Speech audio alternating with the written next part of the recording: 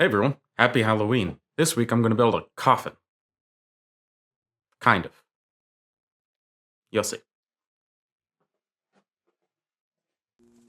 Okay, so I'm starting this off kind of like I'm making a bandsaw box. You can see I'm taking a single 2x4 here and cutting it into pieces of the same length. Then I'm taking it to the table saw and I take off all the rounded edges just to make sure we have a completely flat surface once we glue them together.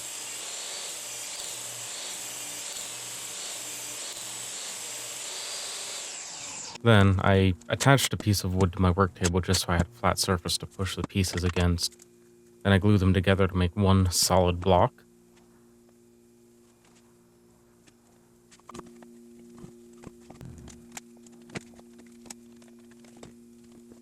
And once it's dry, I took a template from the Coffin candy dish Steve Ramsey made. I think it might have been a couple of years ago at this point.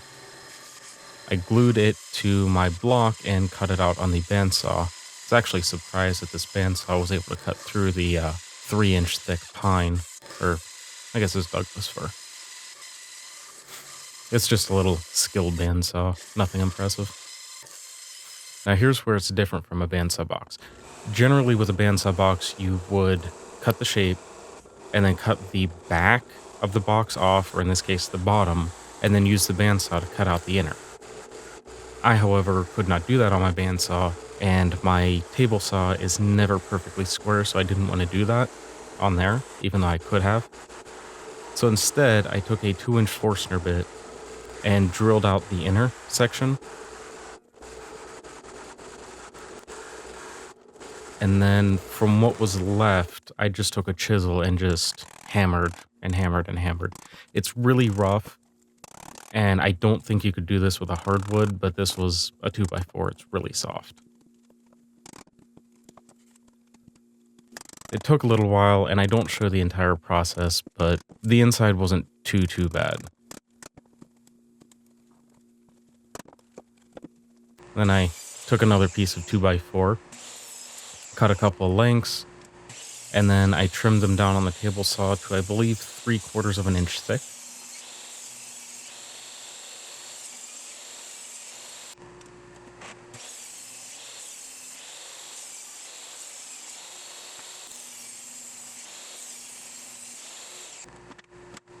And then I edge jointed one side of each of them, just because they didn't seem to fit very well together.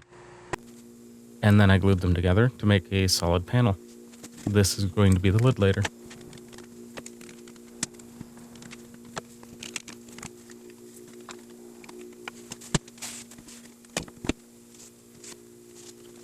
Okay, now here I'm taking the piece that's going to be the lid, trace the coffin outline onto it, and then rough cut it on a bandsaw.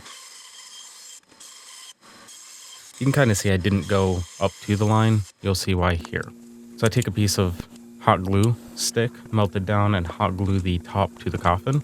And then I take a flush trim router bit to go around it to make sure it's exactly the same shape and size as the coffin.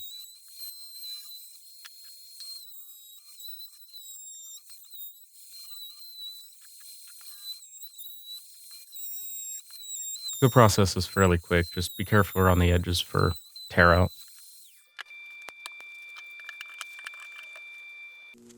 And then here I take a chamfering bit and chamfer the edges to give it that classic slanted side lid that you see on coffins.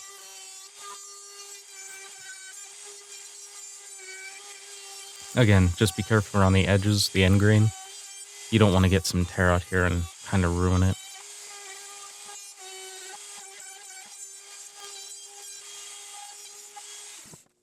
Okay, so here, this is the first time I've ever made or used this stuff. It's a steel wool and vinegar solution.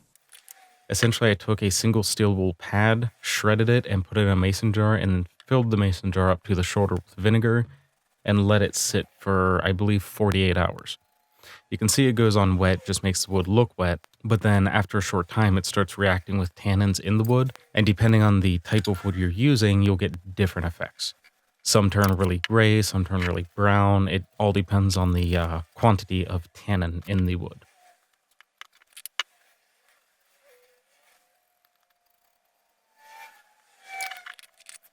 Now, I decided to make a cross decoration for the top, and here I'm taking a thin piece of red heart that I had left over from a previous project, and I cut out pieces to make the center and arms of a cross. I didn't show it, but I drew a little design on each piece, just to give it a classy sort of pointed look. And then I cut it onto the bandsaw here. There's some curved parts that my blade was too wide to actually cut curves, so I just sort of ran it sideways along the blade and filed down the curved parts, and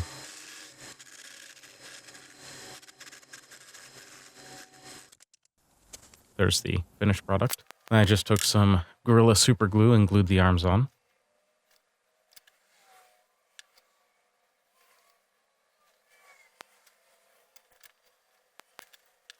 And then I sanded it. This actually took a very long time. And you can see I'm just using a block of plywood with some sandpaper glued to it, and then a round sanding disc on top of it. And then here I'm using the same sanding disc to get all the contours. I wrapped it around a marker because it had about the right radius I wanted. And then I just sanded and sanded some more. And then I continued sanding. Then I rounded over the edges with the sandpaper.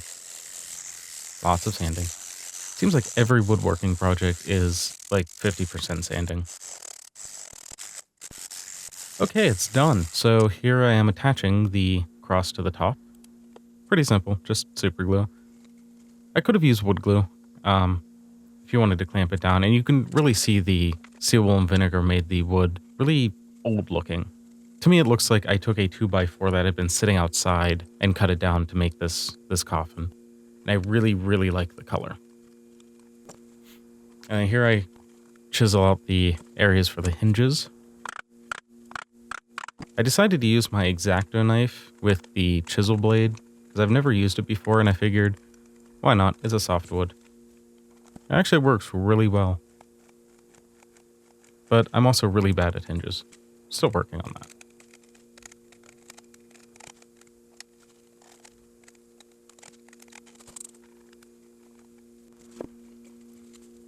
And there I just mark for the lid where the hinges go. Score along the outside edges, just like with the main body. And then we chisel out the mortise. I guess it's a mortise. I don't know.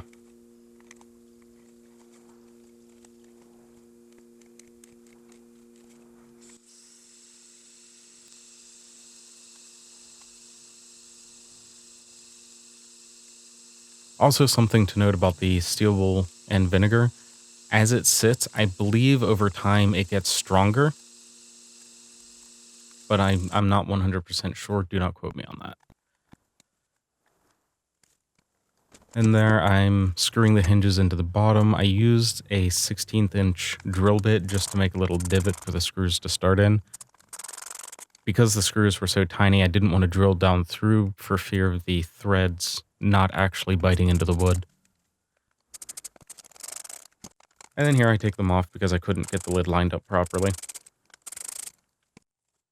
So I do the same process for the lid, screw the hinges on.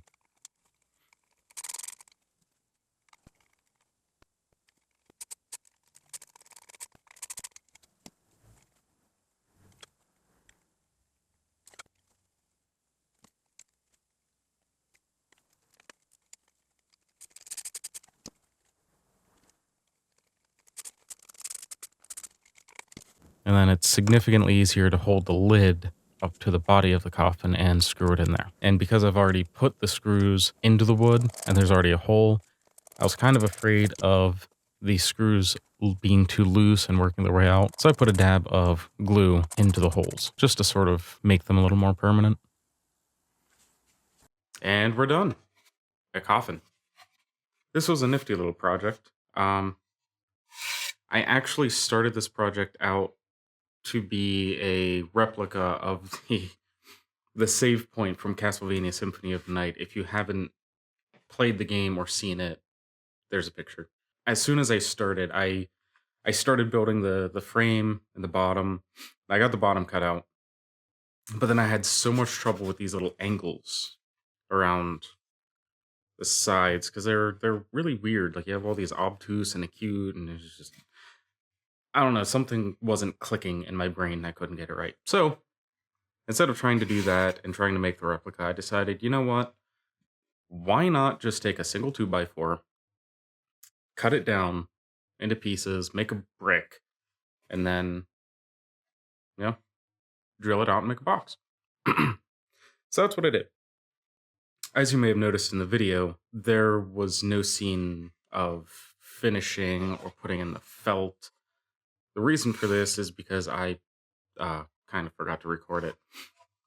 But worry not, the only thing I had to do was cut out felt to fit the sides and the bottom. Then I used spray adhesive on the sides to stick them. It's kind of a pain, but it worked. It's probably a much better way, like smearing glue on the sides, which is what I did for the bottom. I just took wood glue, spread it around on the inside and the bottom, and just stuck that down and fastened it.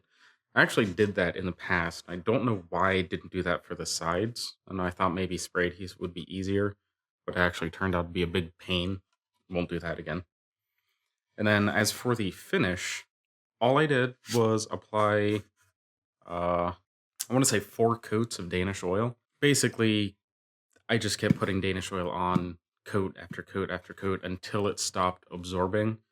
Obviously following the directions, first coat, wait 30 minutes, second coat, 15, second coat, 15, so on. It actually took up a lot of oil.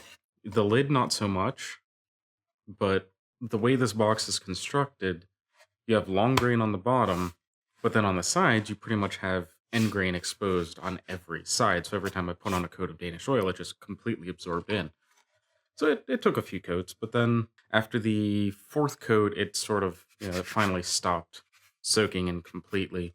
And you'll also notice that the box is a dark brownish color, which I don't think I could have gotten this kind of color with anything other than the steel wool and vinegar solution I used.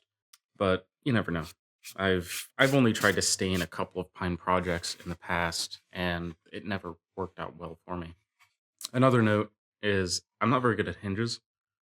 So when this shuts, I don't know if you can see it, but there's a gap.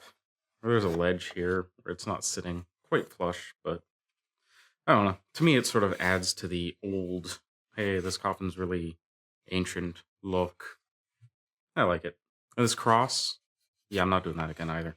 That was a pain. Although it's kind of asymmetric. I kind of like that too. Definitely looks handmade. And last but not least, before I forget to mention it, this is not only a build for Halloween, but actually my good friend Stephanie, also known as Sue, her birthday was on October 11th, which, as of the recording of this video, was like last week. This is her birthday gift. Happy birthday, Sue. Sorry it's late.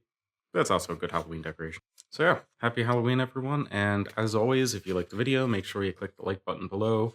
Subscribe if you want to watch future videos, and leave me a comment. Let me know what you think. Also, if you know anybody that would like to watch this video and maybe make one of these of their own, share it. Go to Facebook, Twitter, Tumblr, Pinterest, other social media that I don't know about because I'm not one of the hip cool kids. Anyway, thank you for watching. I might see you next week. If not, week after. Depends on my scheduling. Happy Halloween.